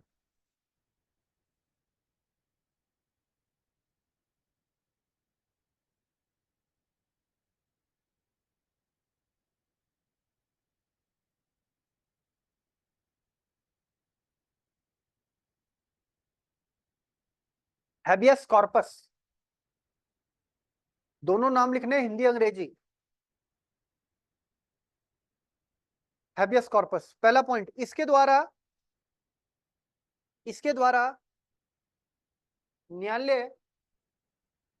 न्यायालय बंदीकर्ता व्यक्ति को, बंदीकर्ता मतलब जिसने बंदी बनाया है, कर्ता मतलब करने वाला, बंदी करने वाला। इसके द्वारा न्यायालय बंदीकर्ता व्यक्ति को यह आदेश देता है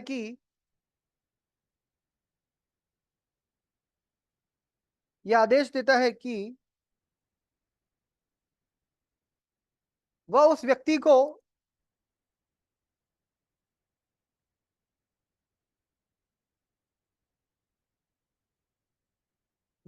को निश्चित समय के भीतर, जनरली कितना होता है वो 24 घंटा, वह उस व्यक्ति को निश्चित समय के भीतर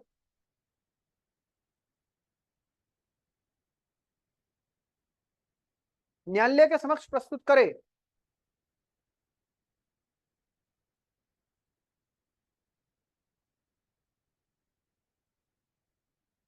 न्यायालय के समक्ष प्रस्तुत करे, कॉमा, जिससे न्यायालय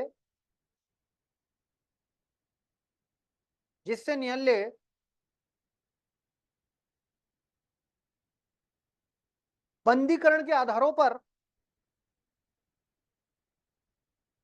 जिससे न्यायालय बंदीकरण के आधारों पर विचार कर सके।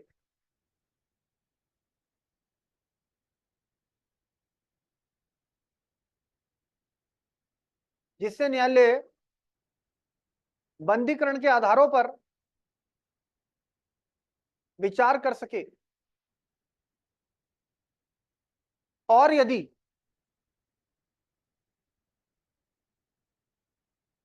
बंदीकरण विधि सम्मत न हो तो,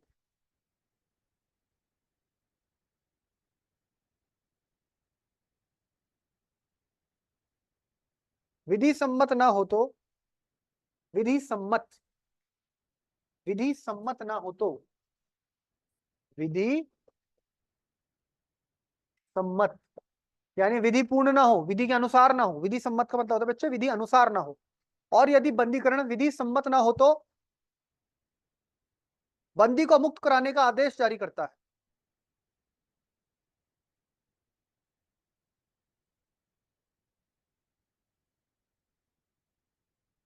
तो बंदी को मुक्त करने का आदेश जारी करता है। बात समझ गई ना? वो देखेगा कि इसको पकड़ा क्यों है। अगर पकड़े जाने के पीछे कानूनी वैध कारण है तो ठीक है, नहीं है कारण तो तुरंत छोड़ो उसे।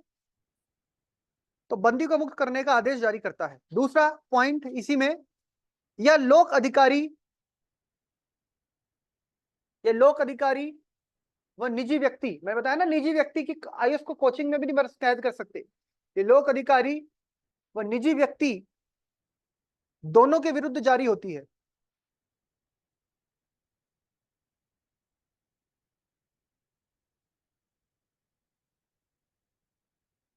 आ गई बात समझ में? सर रिपीट कर दीजिए दोनों के विरुद्ध जारी होती है, यानी उसके दोनों के विरुद्ध जारी, यानी ये गवर्नमेंट मतलब लीगल सरकारी और गैर सरकारी दोनों मामलों में जारी हो सकती है।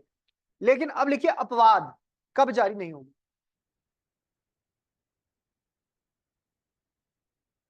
अपवाद का मतलब क्या है भाई, देखो, जैसे किसी ने कोई अपराध करा है और तब पुलिस उसको पकड़ के ले गई है, किसी ने कोई घोटाला किया है तब पुलिस पकड़ के ले गई है। अब केजरीवाल साहब नहीं पहुंच जाएंगे क्योंकि उनको तो न्यायालय ने ही भेजा है ना। यानी अगर किसी व्यक्ति ने मर्डर कर दिया, कुछ कर दिया और उसको पकड़ लिया पुलिस ने, और तो उसके घर वाले कह रहे कि इसको पकड़ लिया, नहीं नहीं तब नहीं हो सकती। तो कब होगी, कब नहीं होगी? अगर तो डिटेंशन कैसा है, लॉफुल है, लीगल है, कानूनी रूप से आपने अपराध किया है तो पकड़ा है। दूसरा प्रिवेंटिव डिटेंशन में, प्रिवेंटिव डिटेंशन लिखो, पहला लिखो, कब जारी नहीं होगी, पहला लिखिए। अगर हिरासत कानूनी रूप से सही है,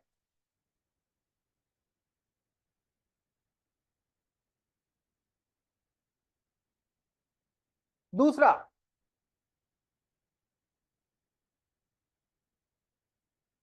अगर हिरासत विधायिका या न्यायपालिका का कंटेम्प्ट करने पर लगाई गई है। कंटेम्प्ट समझते हैं, अवमानना करने पर हुई है। कंटेम्प्ट ऑफ कोर्ट, अवमानना, न्यायालय की अवमानना, या फिर लेजिस्लेचर की अवमानना। यानी संसद का कोई कानून है, आपने उस कानून को, या विधानसभा का कोई कानून है, नहीं मान रहे हो तो आपको पकड़ा गया है, तो ऐसे नहीं बोलोगे कि मेरा हैबियस कॉर्पस लाओ। ठीक। तीसरा पॉइंट, न्यायपालिका या विधायिका की अवमानना के कारण हुई है। तीसरा, अगर हिरासत सक्षम न्यायालय के आदेश पर हुई है। हिरासत सक्षम न्यायालय, कॉम्पिटेंट कोर्ट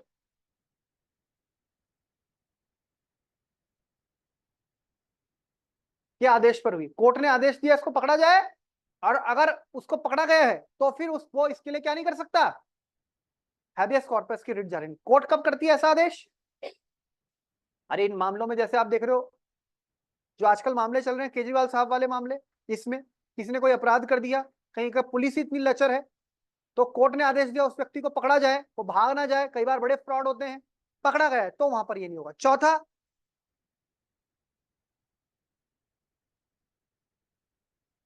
हाँ ना, उन तो प्रिवेंटिव डिटेंशन में आ गया ना।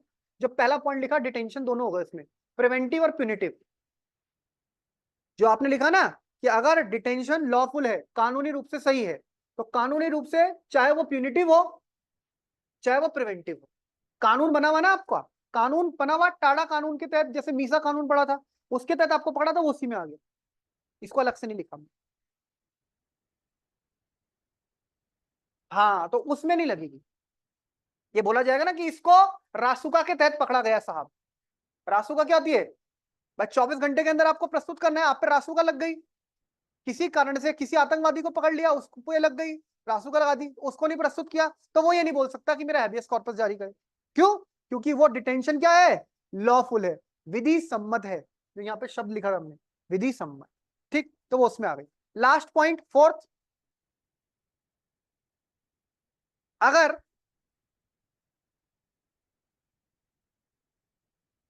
हिरासत न्यायपालिका के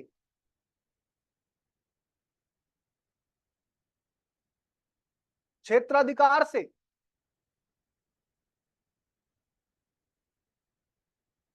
बाहर की है, अब ये समझो जरा, अगर हिरासत न्यायपालिका के क्षेत्राधिकार से बाहर की, इसका मतलब समझे क्या? शुरू के 3 तो समझ में आ गए होंगे, क्या है भाई? पहला क्या है,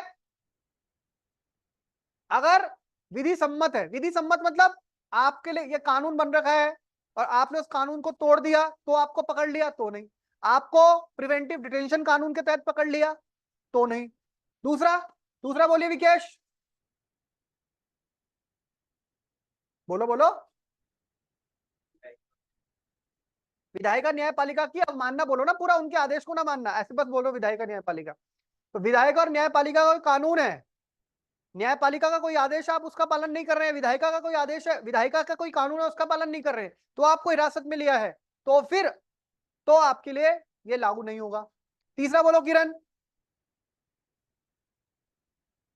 सक्षम न्यायालय क्या होता है? कंपिटेंट कोर्ट, मतलब वो उसके अधिकार क्षेत्र में मामला आना चाहिए। पता लगा ऐसी कोर्ट ने आदेश दे दिया, जो कोर्ट उस सुनने के लिए वो थी नहीं, तो फिर बड़ी कोर्ट उसके आदेश को क्वैश कर देगी।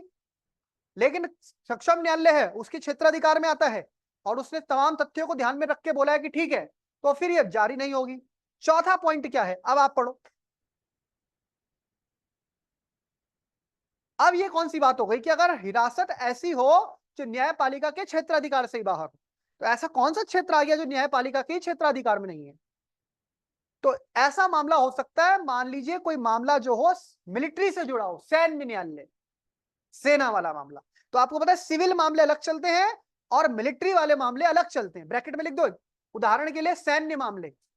पता लगा रिवाइज करोगे याद ही नहीं आ रहा है कौन सी बात होगी, दिमाग में घूम ही रहा है कौन सी बात हो गई जो न्यायालय के बाहर हो गई। आपको पता है ना, सिविल लॉ अलग होते हैं, मिलिट्री वालों के लॉ अलग होते हैं थोड़े। मिलिट्री वाले तभी तो सिविल वालों को ऐसे समझते हैं, हमें तो ऐसे समझते हो। मिलिट्री वालों की लाइफ थोड़ी सी, मिलिट्री वालों की अलग ही जिंदगी, उनकी अलग ही दुनिया चल रही होती है, ना। मिलिट्री का कानून, मिलिट्री की पुलिस भी अलग होती है।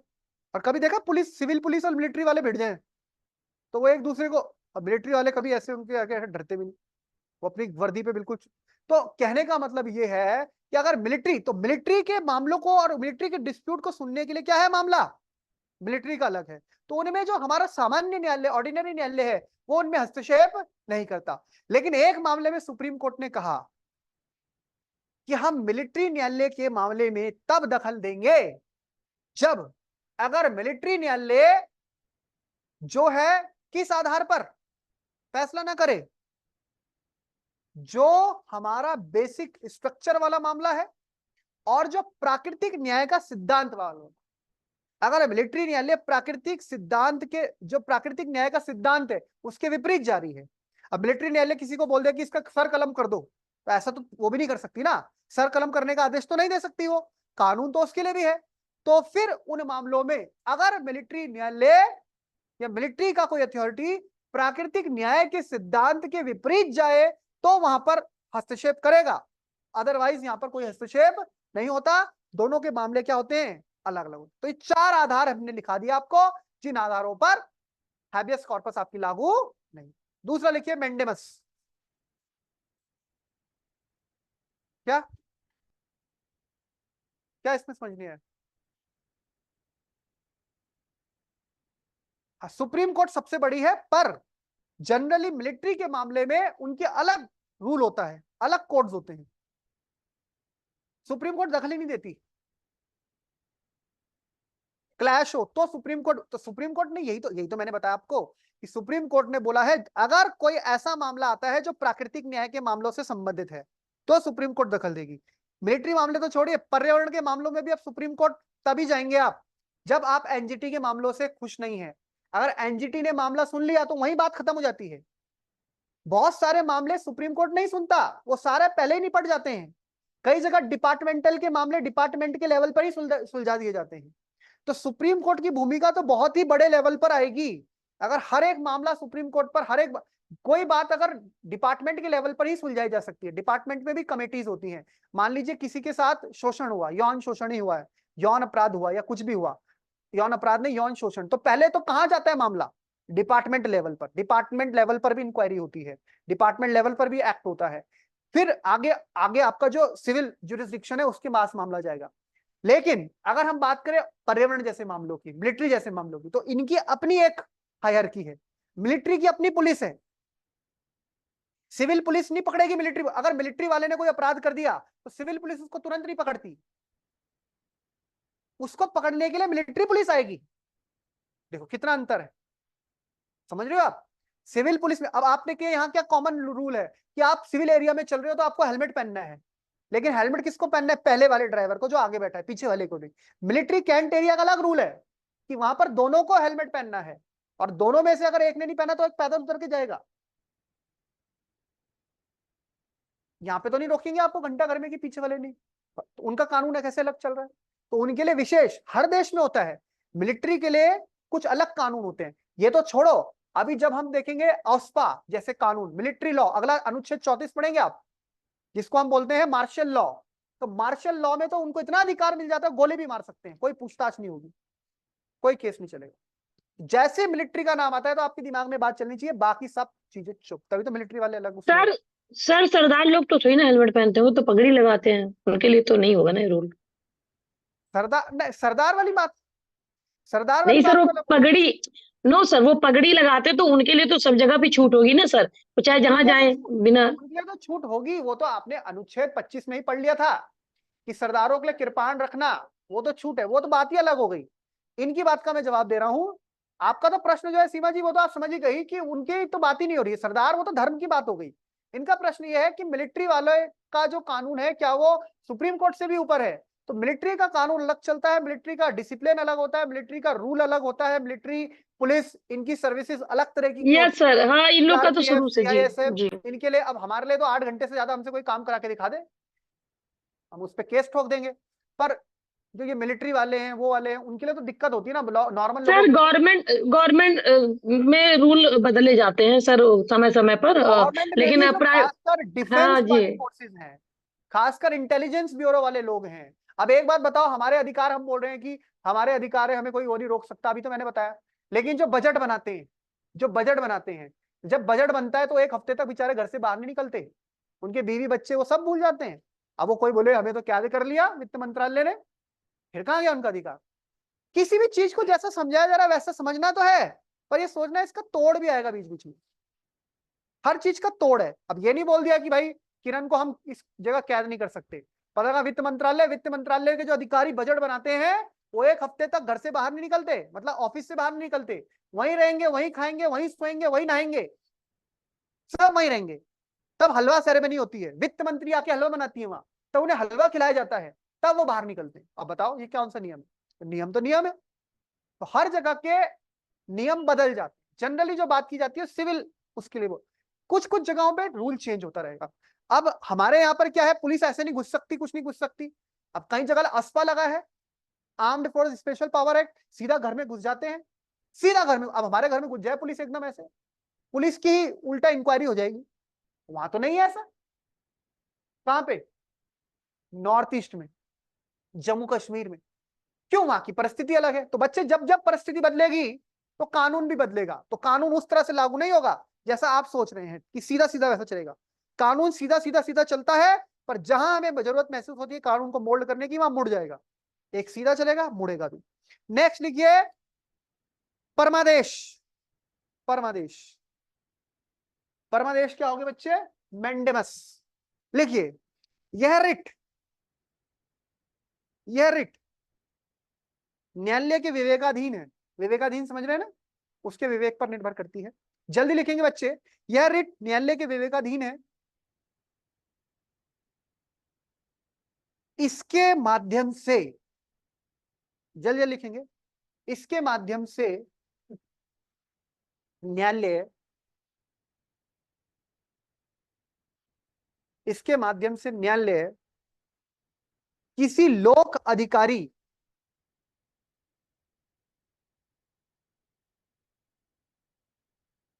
ब्रैकेट में लिखिए सरकारी,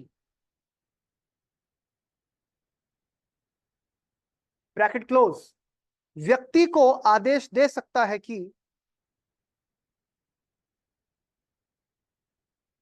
इसके माध्यम से न्यायालय किसी लोक अधिकारी, ब्रैकेट में लिखिए सरकारी, व्यक्ति को आदेश दे सकता है कि वह उस कार्य को करे,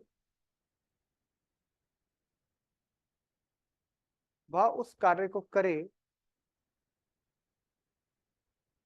वह उस कार्य को करे, कॉमा, जिस कार्य करने को, जिस कार्य को करने को, वह इस कार्य को करे, कॉमा, जिस कार्य को करने हेतु जिस कार्य को करने हेतु वह बाध्य है, मतलब जो उसकी ड्यूटी है, जिस कार्य को करने हेतु वह बाध्य है, और उस कार्य को करने से, और उस कार्य को करने से उसने इनकार कर दिया हो, और उस कार्य को करने से उसने इनकार कर दिया हो।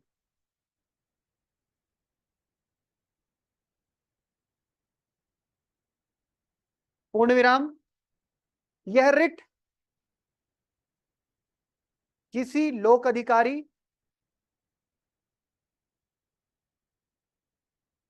कॉमा निगम कॉमा निचली अदालत कॉमा प्राधिकरण या सरकार को भी, या सरकार को भी इसी उद्देश्य से जारी की जा सकती है।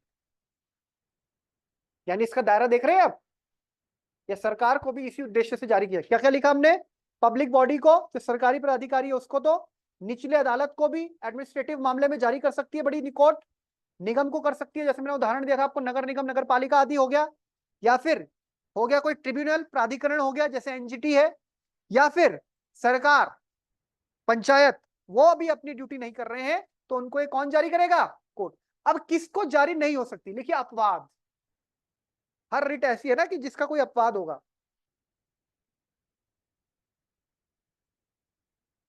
अपवाद।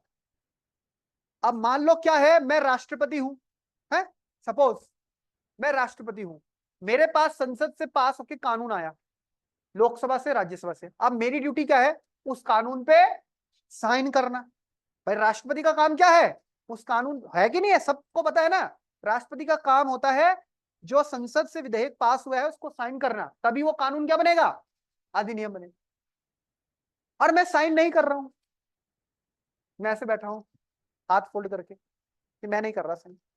अब किरण चली गई कोर्ट मैंडेमस लेके, अरे ये तो इनकी ड्यूटी है, आप परमादेश जारी कीजिए सुप्रीम कोर्ट, राष्ट्रपति साइन नहीं कर रहे, तो क्या उन पे लागू हो गए? ना। राष्ट्रपति को आप बाध्य कैसे कर देंगे? तो यहां पर ध्यान रखना है, अपवाद क्या है? पहला, राष्ट्रपति। राष्ट्रपति को नहीं बोल सकते कि तुम्हारी ड्यूटी है ये काम करो, वो तो इसकी इच्छा है उसकी, वो साइन नहीं कर रहा है। तो पहला हो गया राष्ट्रपति। दूसरा, राज्यपाल, गवर्नर। तीसरा, अगर दो व्यक्तियों के मध्य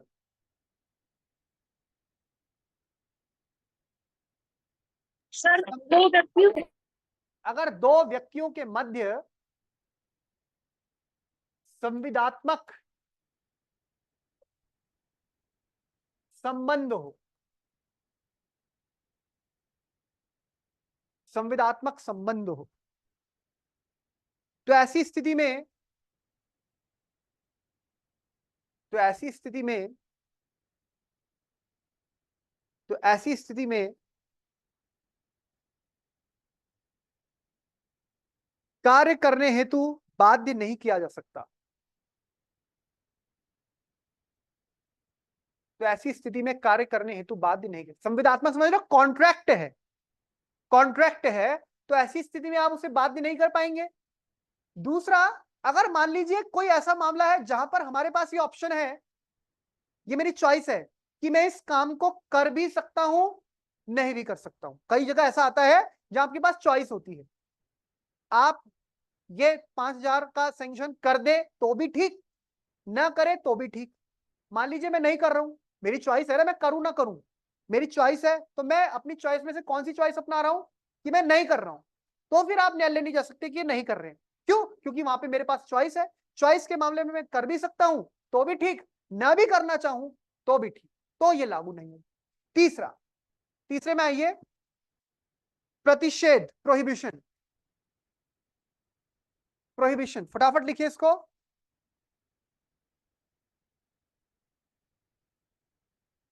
यह किसी भी न्यायिक या अर्ध न्यायिक संस्था के विरुद्ध, या किसी भी न्यायिक सर या आपने अर्ध प्रेक्षण लेख नहीं लिखवाया? है, सर आपने थर्ड नंबर तो नहीं लिखवाया ना, प्रेशर आपने नहीं लिखवाया अभी। पहले पहले प्रोहिबिशन लिख लीजिए, तो लिखा देंगे उसको, पहले प्रोहिबिशन लिख लीजिए। प्रोहिबिशन प्रतिषेध या किसी भी न्यायिक या अर्ध न्यायिक या किसी भी न्यायिक या अर्ध न्यायिक संस्था के विरुद्ध जारी हो सकता है, या किसी भी न्यायिक व अर्ध न्यायिक संस्था के विरुद्ध जारी हो सकता है। इसके माध्यम से न्यायालय इसके माध्यम से न्यायालय किसी न्यायिक या अर्ध न्यायिक संस्था को इसके माध्यम से न्यायालय किसी न्यायिक या अर्ध न्यायिक संस्था को अपने अधिकार क्षेत्र से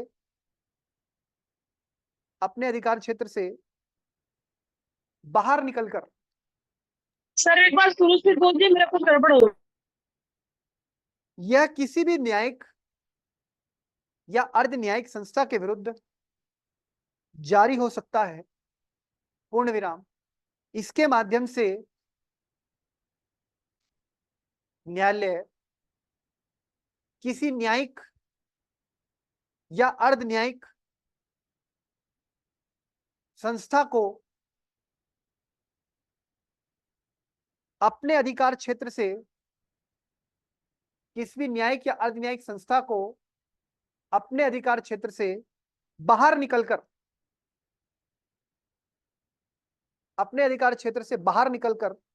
कार्य करने से रोकता है। अपने अधिकार क्षेत्र से बाहर निकलकर कार्य करने से रोकता है। स्टार पॉइंट, इस रिट का मुख्य उद्देश्य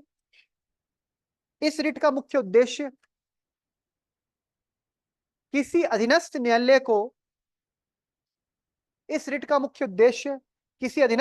को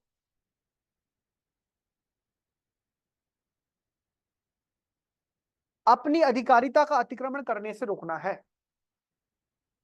इस रिट का मुख्य उद्देश्य किसी अधीनस्थ न्यायालय को, सबऑर्डिनेट कोर्ट को अपनी अधिकारिता